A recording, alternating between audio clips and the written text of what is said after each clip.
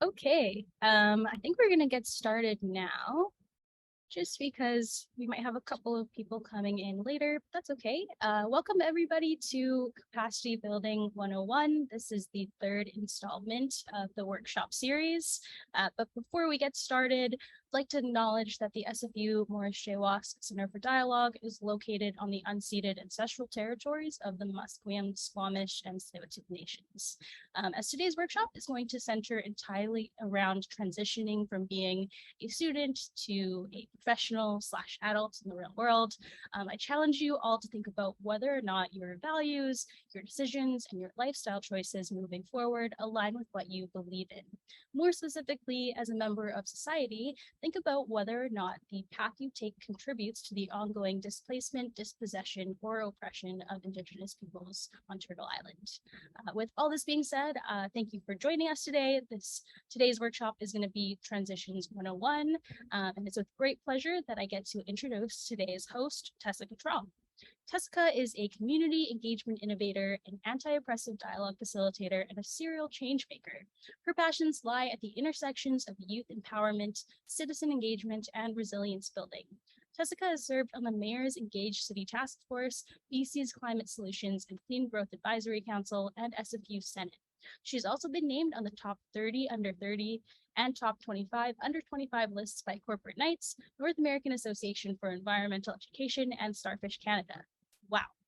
Without further ado, I'd like to pass the mic to the amazing Tesicca. Thank you. Awesome. Thank you so much, Jocelyn and Allison, to your whole team for inviting me to be part of this workshop series. And hello, everyone. It's so good to see some of your faces. And thank you, everyone, for joining us today. I'm just going to share my screen so you can see my presentation. And if you can give me a thumbs up if you can see the slides. Awesome. Thank you so much. Great. Well, hello, everyone. As Jocelyn mentioned, my name is Tesicca Truong, and I'm really excited for this workshop today to chat about transitions because I know how stressful of a time it can be, how exciting of a time it can be, I think how uncertain, but also the possibilities that open up as you're transitioning away from school and thinking about what you want to do next in your life. But before I begin, I do also want to acknowledge that I'm hosting this workshop, and I do live and do much of my work and play on the unceded territories of the Musqueam, the Squamish, and the Tsleil-Waututh nations. And Jocelyn, I really appreciate your opening and that invitation to pause and to reflect about, how our life and our careers will impact reconciliation, will impact Indigenous people, Indigenous nations. And I think I would invite folks to think about it both in terms of the negative side of things, but also like the positive, like how can we actually walk this path of reconciliation together? What does building new and right relations look like? And what is our responsibility as settlers or as Indigenous people to be part of this relationship and to be in relation with one another? And so that's an invitation for all of us, and I really appreciate, Jocelyn, you kicking off that conversation. For me, art often is, it's just such a source of inspiration, and it helps me picture and imagine concepts that might be really complex or new or that I just haven't seen before. And so as I talk about, land acknowledgements and about reconciliation in this opening, I like to share this image. It's actually a piece of art that I think the first piece of art that I bought for myself ever. And it's done by Bill Freed, who is from Haida Nation. And I love it because I feel like for me, it's a representation of, I think, a symbol that's important both to settler Canadians as well as Indigenous folks. And so it's a Indigenous drawing of a beaver, which, as many of you know, also has deep symbolism for settler Canadians. But I think it's in this invitation, this reimagining of how can we not just coexist, but how can we thrive together? And I would offer you this image as you're thinking about what reconciliation can look like in your life path, in your journeys, in your careers as well. I also wanted to just maybe start off by inviting you to with a couple of ground rules in terms of how I would love to invite you to show up here. I think the first thing is just to feel free to participate as you like. So I know some of you have your videos on, and thank you so much. It's so great to see some of your faces, and for others of you, you might be, you know, doing this or just listening in, or you might have had too much screen time in your day already. And so I appreciate you showing up however you are able to. And then, but yeah, if you would, I'm just inviting you to, if you want to message in the chat, if you want to react, if you want to just like feel free to engage however you like, and to use the full breadth of tools that are available at on Zoom. And Ruben, really appreciate the note. No worries about joining late, and just thank you so much for joining us. And then I would also invite you at any moment in time during the presentation, like I'd rather this be more of a conversation, because I think the whole point of this workshop is that it's useful to you. And I'd love to know, you know, if there's any questions that you're bringing into this, if there's anything that's stressing you out, or that might be causing some anxiety around transitions, like feel free to either share it publicly in the comments or in the chat, or you can also DM me personally, and I'm happy to share that back to the group and have a conversation about that as well. And then just, I think, an offering that I'm also learning and unlearning and growing, and I want to be able to learn with this community as well. And so if there are moments where you want to let me know of something, or if you want to let other folks know about advice that you have, experiences that have worked really well, just moments, observations around positionality as well, feel free to jump in either in the chat or put up your hand as well. So just really wanting to invite you to participate and to show up however you'd like to. And then finally, just in terms of knowledge lineage, I think this is really important, because this is also how sometimes erasure happens, when people take credit for knowledge and research and lived experiences that are not their own. And so wherever possible, I try to link back my knowledge lineage to the sources, but also acknowledging that sometimes it's not possible. And just through the very nature of erasure, the connections towards the source of the knowledge has been broken to how it kind of landed to me as well. And before I jump on to the next slide, I did just want to make some space if anyone else had any requests, any accessibility needs, any questions, feel free at this point. If you want to put up your hand or raise your virtual hand in Zoom or pop it into the chat, you're welcome to do that now or at any time during the presentation. Okay, great. In terms of our agenda for the next hour, so I wanted to start with a bit of an intro and a welcome. And then I wanted to talk through why transitioning, you know, that transition from university or post-secondary education or from schooling in general into whether it's the workforce, into a gap year, into whatever you think is next in your life can be hard. I also wanted to share, you know, some strategies, some ways to prepare for those challenges and to help you feel well resourced for that transition. And then I'd love to just have a bit of a conversation. I don't like Q&As because I think that's very directional and kind of implies that there's a power dynamic, but I'd rather have a conversation with you all about what's really coming up for you, whether this is useful, whether you have further questions, or if you want to probe more deeply. And then I have a bit of a closing as well. And then maybe just to share a little bit about me and my context. So as I mentioned, or as Jocelyn mentioned, I work at the Centre for Dialogue, and I'm the manager of the social enterprise and engagement team. But before that, have worked in politics in Victoria at the legislature, and then also federally in Ottawa on Parliament Hill. Ran for office, and I think before that started an organization called City Hive. So that was kind of the first big thing that I did after I graduated from university, or actually maybe during the last couple of semesters in university. And I can delve a little bit more deeply into those things. But if you have any questions about, those lived experiences, those work experiences, feel free to, we can loop back to that later in the presentation as well. So to dive in to just, I think, head on in terms of why transitioning is so hard. First, like if you have ideas or questions or suggestions or thoughts about what you're worried about or what you've seen others, your peers kind of struggle through in that transition from school to work, feel free to pop that into the chat. I've kind of compiled a short list of what 3 of those things might be, but it's by no means comprehensive or exclusive, right? And so The first one is that you're moving from a familiar environment. So, when you first started university, that might have been challenging. But now, like after many, many years there, you're more familiar with the systems, you know how things work, you have a peer support group. And so you're moving from that familiar environment to a new environment, right? Where there's a new world of options, but also a lot of questions that it poses, right? About where you might want to be next, whether that's at different organizations, in a different city, in a different field, or in the same field. Like, just there's so many questions and so many possibilities, but also a lot of uncertainty that's inherent there. The next piece is that, for the past 3 or 5 or 6 or however many years you've been a student, that's been that may have been a part of your identity. And so that's kind of an easy answer when folks ask you, hey, like, what do you do? Or, what are you up to?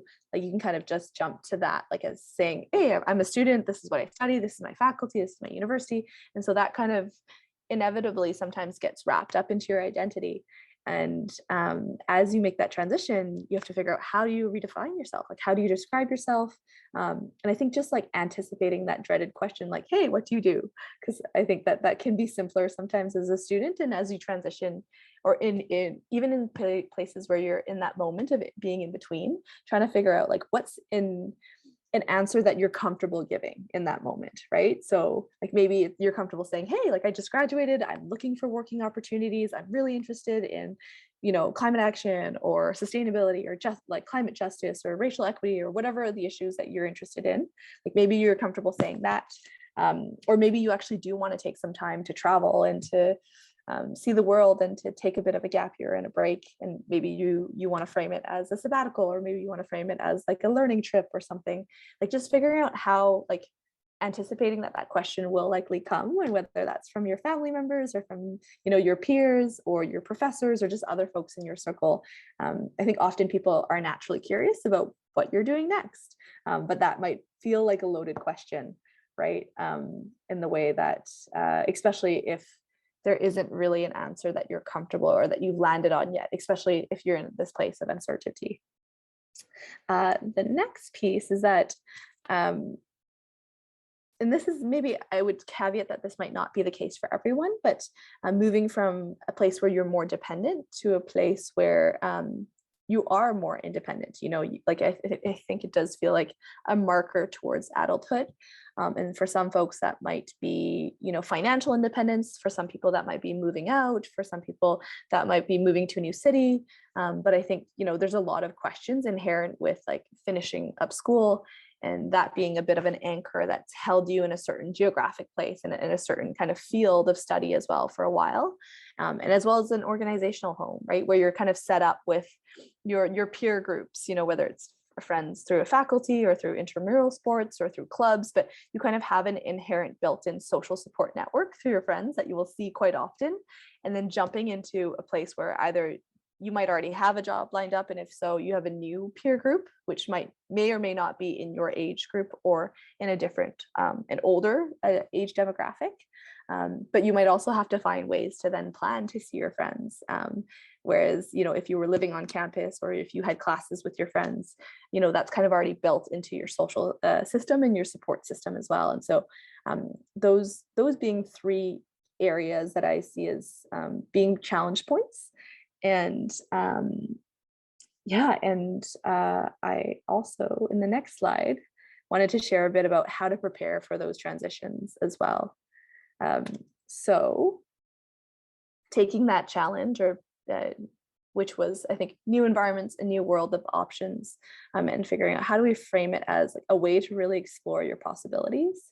And so if I can really invite you to be generous with yourself, and to give yourself some time and space, like to not just like necessarily need to rush into the next thing. Like, if you have that luxury of that support, whether that's from family members, living at home, or just if you have that ability to kind of give yourself some spaciousness to really celebrate, what is a big milestone in your life, having completed a large academic piece, and kind of closing off a chapter, and reflecting on that, and reflecting on what worked well for you, but also, what are you hoping to explore next, right? And really centering yourself in that question. And I think it's easy to kind of see maybe the fear, especially when there's a lot of uncertainty. And so trying to figure out how can you reframe that into possibilities, into options, into giving yourself permission to do and to try things that you might have not necessarily otherwise done, or maybe you didn't have time to in university because school was taking up so much time. The second question around identity and, your identity as a student, and then now you have this question about how do you redefine yourself, how do you introduce yourself, how do you answer that question, that dreaded question maybe about what's next. And I think similarly, it's just really like taking the time to explore who you are, to find the time to maybe connect back to hobbies that you might have missed out on or stopped doing. I know for me personally, I stopped reading a lot in university, and I used to love reading. But just because there was so much reading from my classwork, that was something that just I kind of lost. And so that was something that I suddenly had maybe a bit more time to do. Something else like rock climbing, for example, which when I was a student was quite financially prohibitive for me. But then, when I started out of school and I started getting like a part-time job and all that, I had a bit more financial capacity to be able to like invest and to spend in my hobbies as well. So just trying to give yourself like, okay, like this is a closing, and there's lots of things that might be scary and might be changing and might be uncertain. But how do you kind of also give yourself graciousness and permission in that liminal time when you're in that in between as well? And I would just say, as someone who's working full time now, like I do sometimes I was like, oh, as a student, like those 4 months off during the summer, or like that's just such a luxury. And I do have a couple weeks of vacation every year, but I feel like I have to be very frugal about what do I want to do, and like how much time I can spend on travel or other things like that. And so if you do have the privilege or the financial resources or the time or whatever to find ways to enjoy that time where you're not beholden to a job, you're not beholden to school, I would just encourage you to enjoy it, if you can. And definitely that invitation obviously comes from a place of privilege and from access. But if you do have that access, just welcoming you to embrace it a little. And then the last one, just around adulting. I think really asking yourself the question, what do you need to thrive? And I say that because often, like when you're in university, it's an organization that's centered around students. And so everything, I mean, this is arguable and debatable in terms of how it lands in practice, but I think the intention of the university is really to support students, to enable you to have access to opportunities, to internships, to jobs, to co-ops, to exchanges, to clubs, and to explore all your passions and meet other people who are like-minded or very different from you as well.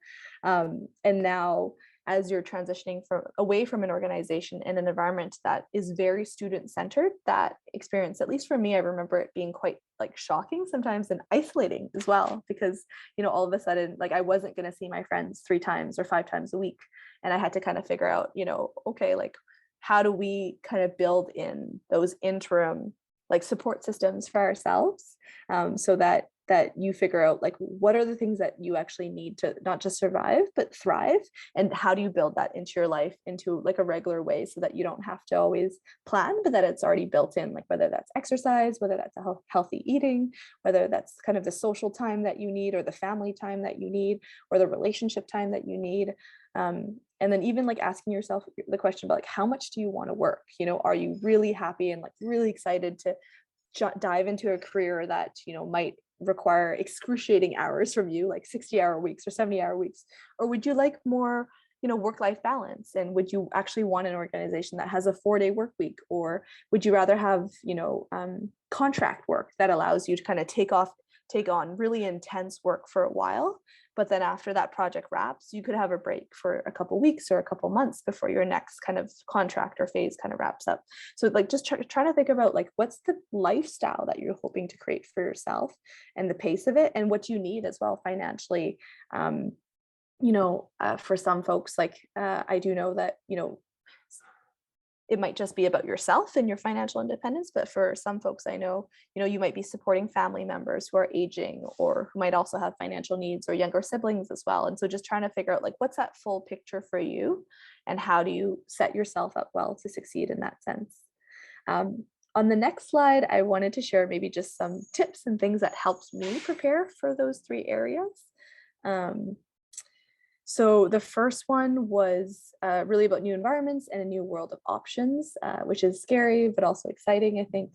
And for me, that like, it was really about talking to people that really looked up to. So like people who I admired, and I was like, hey, I really like what they've done or the work that they're able to do now, their career trajectory.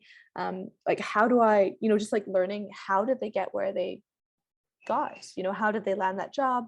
Just asking questions about like, what type of skills are necessary to thrive in those industries, in those fields. And I know it can feel maybe a little bit intimidating to reach out to someone, whether it's like on LinkedIn or emailed, and to ask like for an informational chat. But I can say, having been on the other side of that, it's always really like, I love chatting with like students or new grads, whatever, to give advice, because often like those folks also had mentors, also had adult champions, or like folks in the workplace, professional, champions that kind of supported them in their early career transitions as well. And I think frankly, it's quite flattering to have someone come to you and ask you for advice as well. So I think the worst thing that would happen is that they don't answer you because they're way too busy. And then, that's as if you didn't message them in the first place. But if you are able to access and to reach out and to connect, and maybe to use your networks as well, so that if you can ask people to introduce you, or if you can ask people that are working in those fields, hey, like, who else do you think I should chat to? Who else do you think might be a good, like, what other organizations should I look up? That might be a great way to go. I would also say just research. At least for me, that's what was really helpful in feeling more prepared. And that could be research through those informational interviews. That could be social research, right? Like through conversations, but that can also be online, Googling. LinkedIn is your friend as well, in terms of just trying to find people who have interesting like experiences or projects they worked on that kind of excite you as well. And then give yourself multiple options. Like, I think one of the things that's most exciting for me when I'm in a moment of transition in my life is that like, I try not to be just married to one thing. And this is just for me, but I'm very like purpose driven. Like, this is the work that I want to do. Climate action, climate justice, racial equity, like these are things that are important to me. And if I can find avenues and places where I can work on that, and get paid for it, or just like it helps sustain my livelihood as well, and there's a need in the world for it, that's kind of the perfect trifecta of like, what is it that I'm good at and the skills that I bring, what is the issue or the problem that I want to solve, and like, what is the need in the world, right? So it's kind of like that trifecta for yourself. And then give yourself multiple options. Like, I think sure, there's great organizations that's doing cool work, but I think the organization is just the people that are there, right? And so if you think about yourself and like what you're excited to bring and what you can create, and start and catalyze, like, don't underestimate yourself, don't undersell yourself, don't undervalue yourself as well. The next piece was around redefining yourself. And I think I've chatted a little bit about this as well, but just like, yeah, figuring out what passions, what curiosities, what hobbies have I neglected, thinking back to your childhood about like what you enjoyed doing in your free time, because often those are connected to what you end up being really good at because you enjoy doing it. And naturally, then you spend more time building that skill, building those expertises, and then trying to figure out how do you match that with a career or a job or a need. And then at the same time exploring like what would your ideal life look like then, like in terms of whether it's travel, like location, like where would you want to live, where would you like to work, what are the hobbies you'd like to dive deeper into, and then also kind of pace of life as well. I think for me, when I moved from Vancouver to Ottawa and then to Victoria and to Vancouver, part of that exploration for me was trying to figure out what's the pace of the city and like how much is going on, and do I like that? What's the culture in the city? Do I feel like I fit in there? Is there enough of what I'm interested in and the people in particular that I'm interested in getting to know that will hold me there? But also a big part of it was also like an exploration of my identity as well, to figure out like how much of who I think I am is nested and tied to me growing up and having lived most of my life in unceded MST lands, right? Or in Vancouver as we know it. And how much, like, if I moved away and my environment changed and my social circles changed, would I still have those same habits, same thoughts, same like just questioning those things. And I don't think you have to move away to kind of experiment with that. But I think just giving yourself permission to try new things, to jump into new environments and exposing yourself can have a similar impact as well. And then the last piece was just around adulting.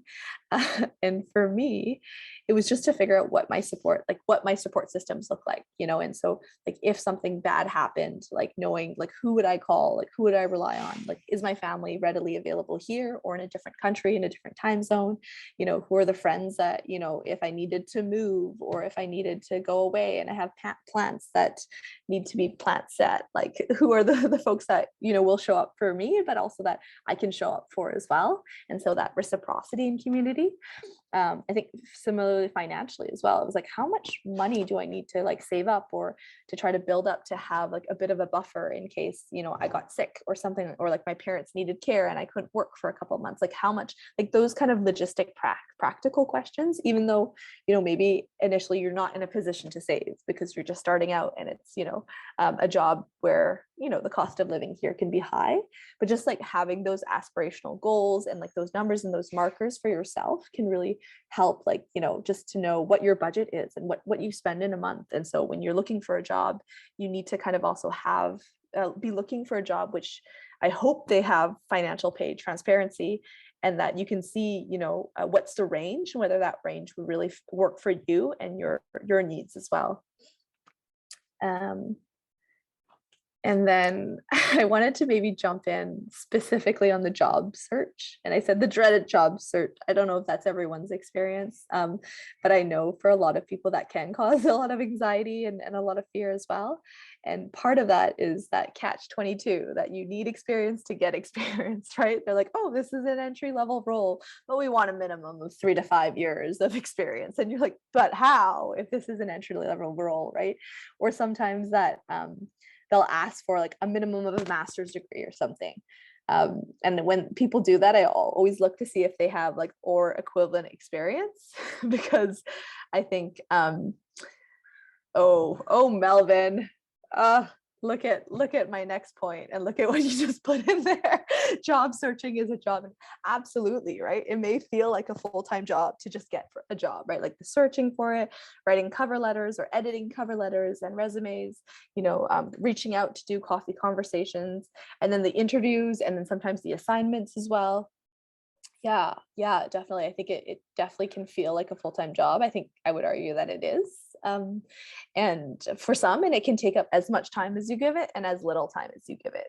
So if you can give yourself boundaries about like how and when you do that job search, so that you don't burn yourself out, like worrying that you're missing something, but that you're also giving yourself a bit of structure. So like, okay, maybe like every morning from 10 to 12, I'm working on my job search or something and working on my resume, and you just give yourself a little bit structure, because in university and in a job you'll have that structure, but when you're in a moment in between, you kind of have to set those boundaries for yourself. And it's helpful, like so that if you have like regular like scheduled hangs with friends or workout times or when you go for a run or whatever, just so that like it doesn't take over your life and that's not the only thing that you're fixated on, but that you have multiple things that you're looking forward to in addition to the job search. And yeah, Jocelyn, that's a great point. Some companies have started paying people during the application process, which is awesome. I think there's 2 equity pieces to that. So the first, I was saying, I would look for an organization that shares their pay grade, because I think it's really inequitable when organizations don't.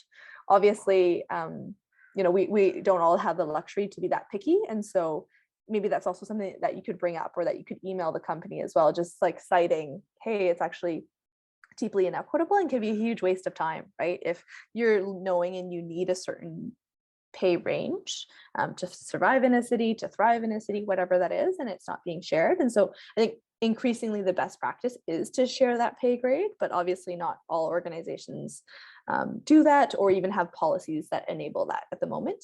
And then the second piece, and we just implemented this at the Center for Dialogue, but is that like, especially because often, yeah, like as Melvin said, the job search is a job in itself. And if you're like medium to high income, it probably, or you come from like a place where you do have financial support from your family or whatever, maybe it doesn't matter that you don't have that income at the moment. But if you're low income and kind of need that support, Some organizations, and this is very new, this is actually from, I saw this first from Paul Taylor, who is, Melvin. Oh my gosh.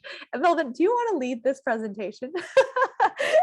That's where I saw it. So Paul Taylor leads Food Share Toronto, but he used to be based here in Vancouver as well. And he's, I just think, a brilliant thinker on equity and nonprofit challenges within nonprofits, but also potential strategies and solutions on that. And and he kind of wrote about how he started to pay folks for interviews and also for assignments as well, because a lot of jobs, they have kind of a second step now where it's not just interviews and references, but they actually ask for a practical exam or assignment to kind of demonstrate your workability. And so that can take an hour of your time, that could take a day of your time, depends on what the organization is asking for.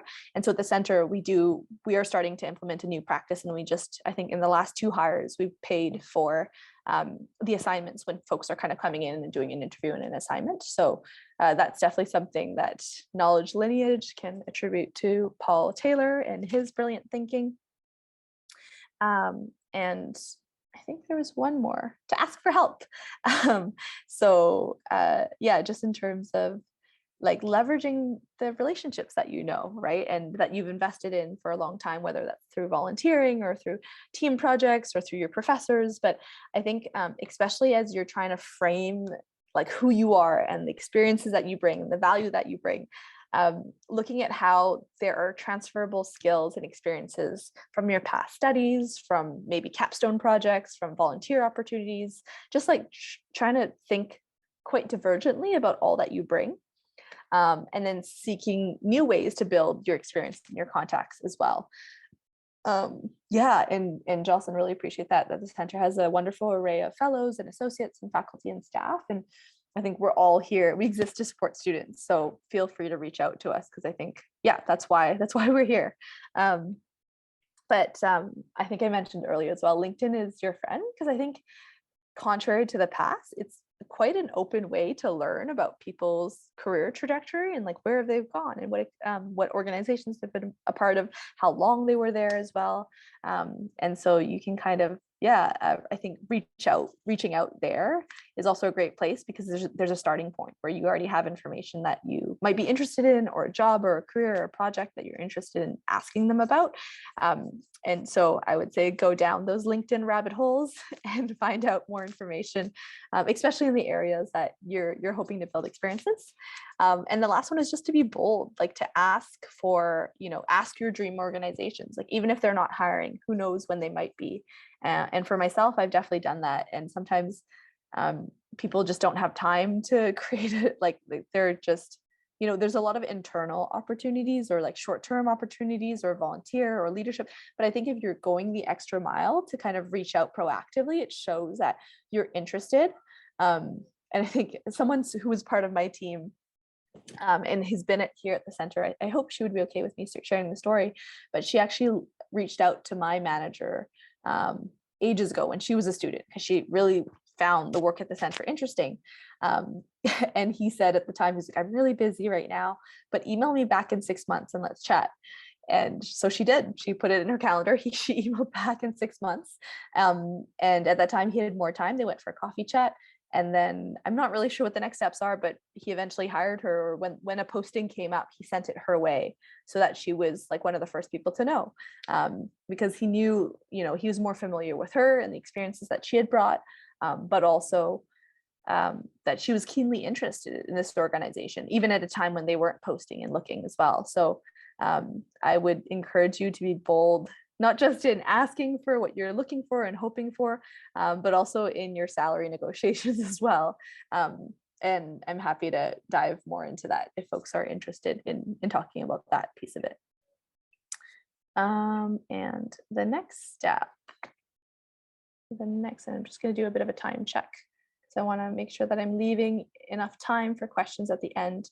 The main point of this slide I wanted to just to share is like, how do you reframe your mindset like moving from a place of uncertainty and like fear and potentially anxiety to a place of possibility and exploration and openness and seeing it as like a positive thing. I think your attitude and your framing of it is really important in terms of how you approach it, and will form also how you show up in the world as well. And so like seeing challenges not as a negative but as a positive. And I have a couple examples of moments here where I saw a problem, I saw a challenge, and like tried to do something about it, and the different outcomes that kind of came out of that.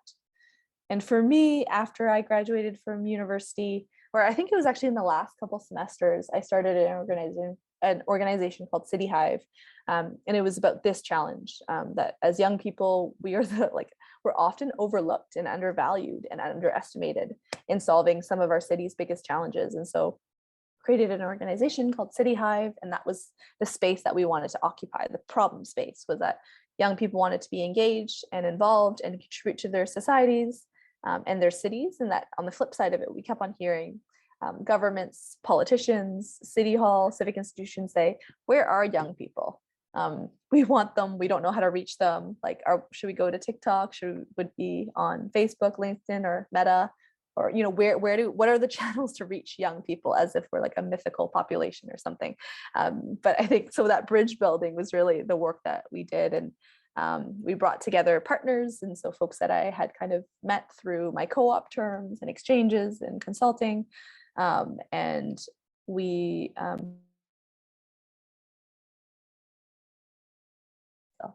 there you go. And we paired them with, building collective power and collective agency. So pairing them, like we always built this work through cohorts and through mentorship, so that young people were connected with other people that also were passionate about similar or different issues from different perspectives, from diverse perspectives, and finding ways to channel that passion and the diverse perspectives and lived experiences that they bring into organizational problems or societal problems as well. And that's about it. So I wanted to pause now to just turn it over to all of you. If there's any questions that you're still sitting with that I haven't answered, are there things that have landed well with you, or things that have kind of missed the mark and you would like to speak up and suggest alternatives? And then just any additional advice that you might want to share to your peers as well. Because I'm sure that, you're all a wealth of information, and that I'd rather this not be kind of a one-way conversation, but a multi-way conversation that we can have together, and so that we can learn from one another as well. So I'll stop screen sharing so I can see you all better, and also see some of the questions that might have popped up. But feel free to raise your hand or unmute yourself if you have a question that you would like me to answer, or if you'd just like to have a conversation. One thing I really liked was the adulting point, and a couple of tips in my mind that I've heard from people have come up, and so I just thought I would share them. As soon as I graduate, because I have like a few courses left, I'm going to go to the bank and talk to a financial planner, because you'll often be in a transition from a bank account for students to one not for students, and you want to make sure that you are on the best plan budgeting wise, and it's always good to talk to a professional for that.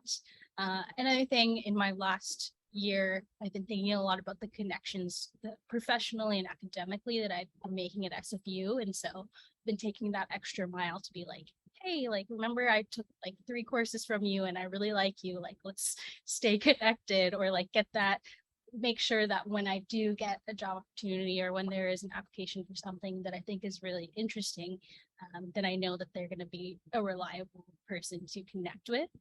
And then the last one I have is like job portals. As you said, like a lot of larger companies, they often have like internal portals where you just put your resume there, you fill out the application form, and when they are hiring, they'll look for you. And I found myself getting a lot of contract opportunities or like job opportunities just by like putting my information on some random website. And so those are kind of ways that I think you could just like proactively, while not stressing about it, apply for jobs. I love that, Jocelyn. Thanks so much for that advice to chat to a financial advisor, but also like how you can automate some of these things as well. So if you know that you you're interested in this field and these jobs and in this location, you can proactively like set those filters, and then some job boards will even just send those things to you, right? So that you don't have to, it becomes a little bit more passive. And of course you can still go and browse, but it's coming directly to you when new opportunities arise. Definitely. Other questions, thoughts, curiosities? Yeah, go for it. I have two questions. They may or may not be unrelated. Also, I apologize for how dark it is. I only have one window in my room, which is a source of all light, but it's also the source of all heat, and I'm not in the mood for heat. I think the first question that I had, and this might be rudimentary at first, but something that I've struggled with is, one of the things that you do after school, and you've mentioned this test as well, is redefining yourself or your identity. And I'm just wondering, I'm going to be a little open with this question, so I hope I don't step on any toes, but the professional world, at least here in Canada, tends to be an overwhelmingly white space. So if you're on LinkedIn, some of the posts that you're seeing, the people that you're meeting with, especially if you're in climate action, climate justice, funnily enough, all of these organizations, the spokespeople, it tends to be an overwhelmingly white space. And as a person of color, when you sort of come up with what your identity is, how much space, like how do you navigate both of those things, coming up with an identity that is both professional but also creates space for your cultural lineage, for the person that you are, for the things that you like to do, without it seeming like irrelevant information? And one example that I can give you is that I love chai. Any opportunity to drink chai, like I'm there, right?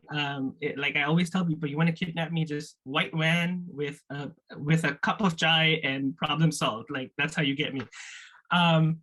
But I used to include that as a part of my identity until I was told that that's irrelevant. Like I don't need to know what you like to drink or what you like to do in your time. I want to know who you are and what you work on. Right. And so I think this conflict of navigating two different sets of identities and trying to make them whole and professional, like how do you navigate that? I apologize for the long question. And then and just the second one, hopefully it speaks to it, is that, pre-2019, hopefully I'm generalizing, but pre-2019, the issue with like that transition would have been, oh, I don't know who to speak to, or I'm shy to reach out to them. And then now it's like, I don't know if I want to leave my house. I don't know if they want to leave their house. I don't know if it's safe. I don't know if I want to do this on Zoom, right? So that transition has been made harder because of this, looming pandemic that's out to get us every time you step out of your house. So how does one navigate that as well? Sorry, two really long questions. No, two great questions. And I think the first one needed that context as well, or it was helpful to have that context.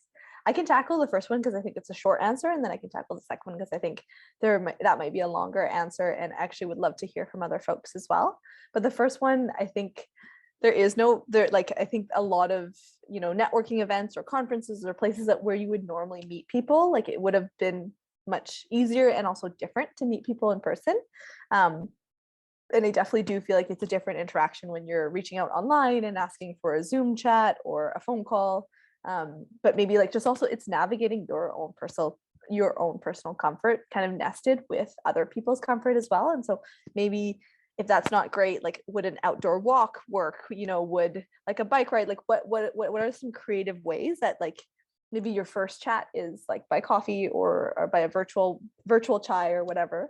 But that you make it something that's enjoyable for you as well. And I know for me, often I like to do phone calls. Maybe it's a bit old school of me, but I just have so much screen time that I would prefer to like just hear someone's voice and like to have a conversation. But that's personal to me, right? So I think trying to figure out what works for you, and if you really like seeing someone's face, or if you do like going outside, then like maybe trying to offer an outdoor walk or something on an outdoor patio or something like that.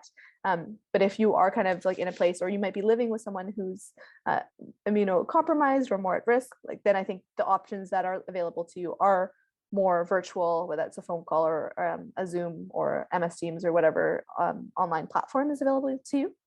But certainly acknowledging that I do think that there's an additional layer of complexity. But with this conversation, as with many conversations, I feel like it's about comfort and consent, and asking like, this is what I'm comfortable with, what are you comfortable with, and like maybe finding ways to kind of negotiate that as well. The second question I love, because it's something that I think is an ongoing question for me. And it's very live. Like I think I was feeling quite charged as you were talking about it.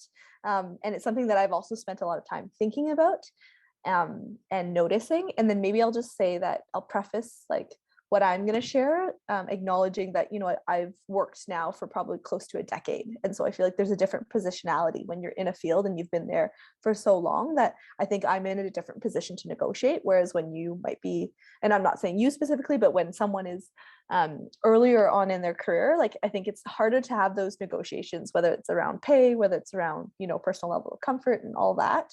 But I can share maybe some of the lessons that I've learned that have helped me, like in terms of red flags and things to watch out for with organizations as well, right? Because I'm like, just like hearing that advice that was given to you, I was like, like, if you have the luxury of choice, like, is that an organization that I think I'll be welcomed in, and like that I'll be able to bring my full self in, that I think I would enjoy spending at least 40 hours or 37 or whatever their work week hour is a week of my life, with. And then I think there's a different approach too. Some people, they're like, okay, well, I'll just put in my time, and like my work is my work, and that's how I sustain my livelihood. But, my volunteerism and like my friends and the sports that I'm involved with, or the hobbies I'm involved with, that's really where I'm going to pour my life energy into. And so I show up to work and I do my job, but it's not like my identity. It's not where I'm really investing a lot of myself. That is not like, I think the approach that I've taken to my work, but I want to acknowledge that like, there are two options, and there's more options than that as well. But I can speak maybe more to the path and kind of the journey that I've taken, in that part of why when I was in university, I think I did like 5 or 6 different co-ops. Like I worked a lot during my university degree, was because I studied environmental science, and like all the messaging from my parents and from society was that, oh, you can't get a job in that. Like, what is that field? Like, can't you just do that without schooling as well? So I was like, what is, a degree from SFU in environmental science going to potentially open the doors to? And so I worked a lot in different fields to figure out like, what those jobs might be, but also then like, what skills would I need? What skills are those jobs asking for? But mostly it was a culture test to figure out whether I would fit into the culture of those organizations. So I worked in nonprofits, I worked in for-profits, I worked in government, at consulting, like just trying to figure out like, okay, like, is it, and not to say that one government organization will be the culture across, or one consulting firm will be the culture across many private sector organizations, but just trying to figure out like where I felt like I was doing, where I could show up the most as my authentic self, and also do the work that I was most interested in, knowing that I feel like with any job, there's a certain percentage that you'll like, and there will be a certain percentage that you don't like. And there's just like, oh, I got to do it. It's my job. But I think that like, as close as you can get to like maximizing the things that you enjoy and the things that you're good at and the things you want to learn, and minimizing the things that you're less good at, and that you have a team for that as well, right? And that you can kind of share the load and pull on their strengths. In terms of identity, I think I was much more shy about that. And I think especially when I started out, there was already so many differences between myself and a lot of the people that I worked with. So most of the time that looked like I was working with people that were my parents' age, right? Like there's a generational difference to begin with. And that was just like, I think there was a challenge to just like relate in the first place sometimes, because their kids were my age, or they had kids, like I think period. And so trying to figure out ways to like connect, or to just like to connect intergenerationally was one piece of it. I think also, I have in the fields that I've worked in more male dominant and more white spaces, just as 2 areas of intersectionality. Like we could go into also able-bodied, also cis, gendered favoring, also like we could go down that list of privileges or areas of marginalization. And I think, it would be within the dominant groups. And so I've felt very strongly that difference. And sometimes I think there were conscious ways that I adapted, and I think sometimes there were unconscious ways that I adapted, right? And so one thing that I think was unconscious that I found out like later when I came back to school, because I would, take a semester off, go to school, and then come back, work and then come back to school. And I think by my like latter few semesters, I really noticed a difference between myself and my peers. Like I felt like I was much more aggressive, like much more like that I actually lowered my voice when I talked. And that wasn't a conscious thing, but that like when I came back to class, I just felt like I was less approachable and less friendly to my peers. And they kind of like looked at me as if I were older, because I had also changed the way that I dressed, right? Like I think I had changed my wardrobe to have a professional wardrobe as well. So there was like multiple things that I was like, I feel like I'm getting feedback on something that's changed about me.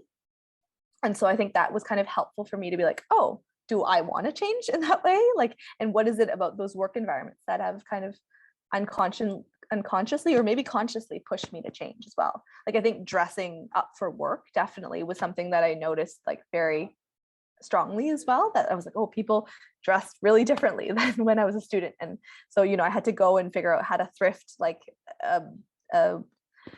professional looking clothing, because my student outfits apparently were not going to cut it in those workplaces. But also I think like in a sense, if you're comfortable with that, it helped people take me more seriously as well. Because unfortunately, part of the way that racism or sexism or ageism or some of those things show up is that people are limited by what they've seen, and they're limited in their imagination, right? So when they see someone that's younger and a woman and queer and like, also a student in a co-op role with that title, right?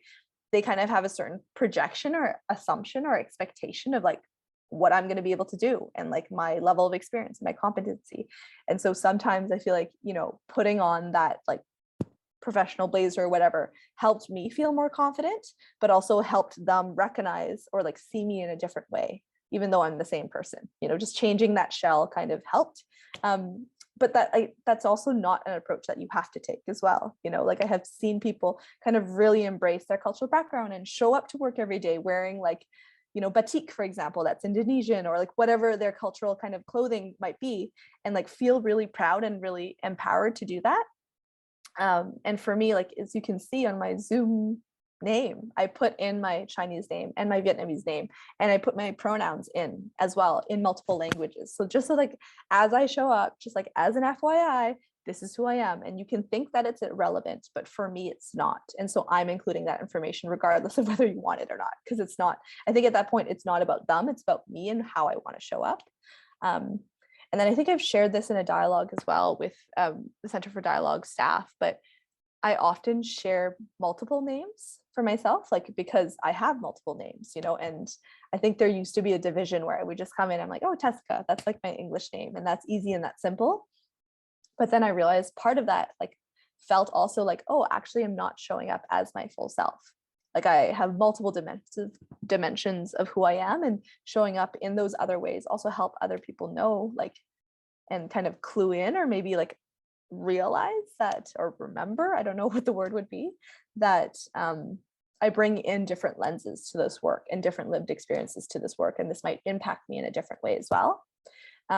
And it's also a bit of a gut check, because sometimes I feel like if I'm not comfortable saying my Vietnamese or my Chinese name or my pronouns or whatever it is in a space, it also tells me something about that space. That might be a non-verbal cue. Like no one's going to tell you it's not okay to do that. But if I say it and it feels awkward, or it feels uncomfortable, or people feel like or look uncomfortable, or no one else does it, like I think it does tell me something about the space and where that space is at in terms of their learning journey on equity and diversity. So I know that was a long answer. It is because it's been a long journey of figuring that out. And I haven't figured it out too. Like, I think I'm still kind of experimenting all the time to see like, how much more can I bring of myself, into workplaces? Like I longboard everywhere.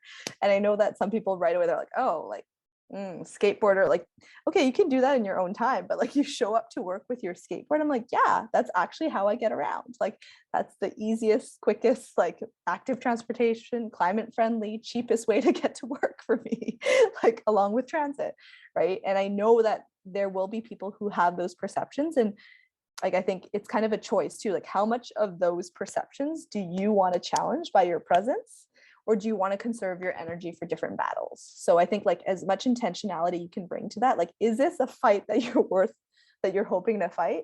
Or sometimes like, you know, do you want to be right or do you want to be effective? Like, you know, I think those kind of questions, they're not easy, they're not yes or no questions or answers, but they're just kind of, I think, up to you and your personal comfort, and also the number of spoons that you have in a day, and like the amount of energy you want to spend on those pieces as well. So hopefully that answers your question, Melvin. And feel free to follow up if you have any other questions that you want to ask, or if other folks have other questions as well, because I know we only have 2 minutes left. So I do want to create space if anyone else wants to have questions, or if Jocelyn, if you want to have any closing words as well. Unless anybody has any questions, you can put your hands up for the last 2 minutes. But other than that, I'm really glad, Melvin, that you asked that question. I think it kind of sums up today's workshop really well. And I really love, Tesicca, that you offered both practical tips as well as things that are going to help us on our personal journeys as well. So thank you, Tesicca, for hosting Transitions 101. Thank you, everybody, for being part of this workshop series. We don't have listed any new workshops, but do keep watch of our social media, and you'll also get email notifications of future workshops that we'll be doing. And for everybody here, we will have a post-event survey, and if you fill it out, you will very likely win a free sweater. So thank you, everybody, for coming, and have a great day.